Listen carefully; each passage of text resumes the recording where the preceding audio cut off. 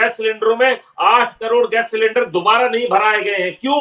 क्योंकि जो 400 का गैस सिलेंडर हुआ करता था, आज वो 1100 का गैस सिलेंडर हो गया है। ये है मोदी साहब की जो गारंटी देते हैं। ये लोगों को सच्चाई पहुंचनी चाहिए कि मोदी सरकार किस तरीके से गरीबों का पैसा चूस कर अपने कुछ चुनिंदा मित्रों को बांटने का काम कर रही है। चाहे रेलवे की बात हो, चाहे एयरपोर्ट्स की बात हो, चाहे पोर्ट्स की बात हो, कोयला की खदानों की बात हो, इलेक्ट्रिसिटी प्रोडक्शन, जनरेशन, डिस्ट्रीब्यूशन की बात हो, हर एक व्यक्ति में हर एक जो जिस तरह से आप आंकड़े रख रहे हैं सर अनीत जी, ऐसे में तो विकसित भारत की जो है कल्पना नहीं की जा सकती है, जिस तरह के आंकड़े आप रख रहे हैं। दीप्ति जी, आप कल्पना जो करते हैं अखबारों में, मोदी साहब का चेहरा देख के हिंदुस्तान वैसा नहीं है। लोगों को समझने की जरूरत है कि 80 करोड़ हिंदुस्तानी 5 किलो की राशन की लाइन में लग गए हैं। आप कैसे हिंदुस्तान की कल्पना करते हैं? जिस हिंदुस्तान की आप बात कर रहे हैं, वहां पे 80 करोड़ लोग 5 किलो की राशन की लाइन में लग चुके हैं। लोगों को यथास्थिति समझाने की जरूरत है। यही मणिपुर है जहां पे महिलाओं की बात करते हुए प्रधानमंत्री 150 दिनों से मणिपुर जल रहा था, सिविल वॉर देखिए, लॉर्ड के मुद्दे पर आते हैं। हम किसान को लेकर चर्चा कर रहे हैं, किसानों के दिल्ली कूच को लेकर चर्चा कर रहे हैं कि आखिर आगे क्या जो है रणनीति किसानों की रहेगी। ये गीता जी से जानने की कोशिश थी, हालांकि गीता जी ने इसका जवाब जो है नहीं दिया है। अवधेश जी, फाइनल कमेंट आपसे लूंगी कि लगातार दिल्ली कूच की बात जो निकलकर सामने आ रही है, किसानों को रोका जा रहा है, लेकिन किसानों को आप रोक तो रहे हैं, लेकिन उनकी मांगों को लेकर क्या आपकी रणनीति रहेगी? देखिए दीप्ति जी, मोदी सरकार पूरी तरह से अपने देश के किसानों के साथ है, और देश का जो किसान है, जो अन्नदाता है, जो खेतों में काम कर रहा है, वो अपने देश के प्रधानमंत्री के साथ है। अभी डॉक्टर अनीत सिंह जी कह रहे थे कि बेरोजगारी दर जो है बहुत बड़ी है। भैया को शायद पता नहीं होगा, मैं बता दूं आपको, राष्ट्रीय नमूना सर्वेक्षण NSSO ने रिपोर्ट जारी की 2023 में, पढ़ लीजिए थोड़ा सा, अभी भी गूगल होगा आपके पास तो। उसमें जो बेरोजगारी दर है वो घटकर 3.2% है इस समय। भैया अनीत सिंह जी, आप बताइए, 2014 से 2024 तक 1920 एम्स का निर्माण हुआ है, क्या वहां रोजगार नहीं मिला लोगों को? क्या वहां स्टाफ हायर नहीं हुआ है?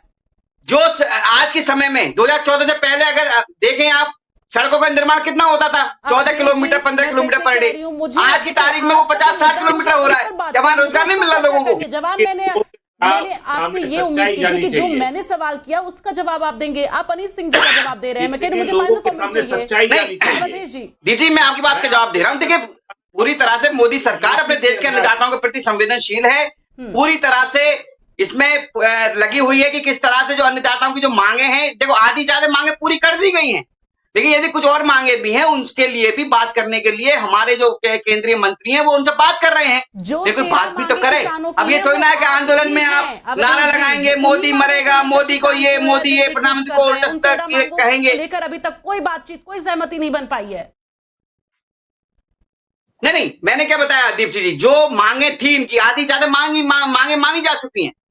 कुछ मांगे यदि इनकी हैं तो उनके लिए बात की ना, जब तक नहीं मानी जाएंगे, दिल्ली पिछली बार भी बुलाया था किसान भाई। पिछली बार जो केंद्रीय मंत्री थे हमारे नरेंद्र तोमर जी, उन्होंने भी तो बुलाया था किसानों को। कौन गया? बहन जी कह रही थी बार किसान आयोग की बात कर रही है। किसान ऐसे ही खड़ा रहेगा, नहीं पूरी कर सकते, हमें थोड़ा वक्त चाहिए। आप वक्त दीजिए और जो मांगे सरकार पर आप संतुष्टि जताइए ना। मांगे पूरी होंगी सरकार ने तो। अरे मैडम, संतुष्टि जताई थी, देखिए बहन, संतुष्टि जताई थी। नहीं, मैं वही कह रहा हूँ। देखिए केंद्र सरकार पूरी तरह से इसमें कार्यरत है कि किस तरह से किसानों की जो समस्याएं हैं उनका समाधान करना चाहिए। संतुष्टि जताई थी। और जब पहले जो आपके हमारे अभी 700 जब किसान शहीद हुए और जब समर्थन सरकार से समझौता हुआ था, तो ये हुआ था कि हम आपकी मांगे सभी ज्यादातर पूरी हो जाएंगी, पूरी करके इतने टाइम दीजिए हमें। इन्हें 6 महीने का टाइम मांगा था, 6 महीने की जगह 1.5 साल हो गया, आज तक 2 साल हो गया, इन्होंने कुछ किया नहीं। उसमें जो चिंदी चिंदी चोड़ की मांगे हैं, जिससे किसान को कोई मतलब नहीं हो रहा है। अगर किसान की मांगे आप पूरी कर देते तो आज किसान का सबर का बांध नहीं टूटता और वो फिर से प्रदर्शन के लिए नहीं जाता। देखिए, आप बैरिकेडिंग लगाइए, हम नहीं कहते, क्योंकि सरकार है, वही प्रदेश में आपकी सरकार है, राज्य देश में आपकी सरकार है। देखिए गीता आप जी, कांटे लगाइए, सरकार है आपकी, किसान मरेगा लड़ेगा, अपने हक के लिए लड़ेगा। जो है कानून भी बन जाता। 5 साल का जो ऑफर था वो स्वीकार क्यों नहीं किया क्या? 5 साल का ऑफर में जब ये 6 महीने का टाइम दिया था, जब उसमें कुछ नहीं किया तो 5 साल में ये क्या करेंगे? 2014 से 2024 को आ गई।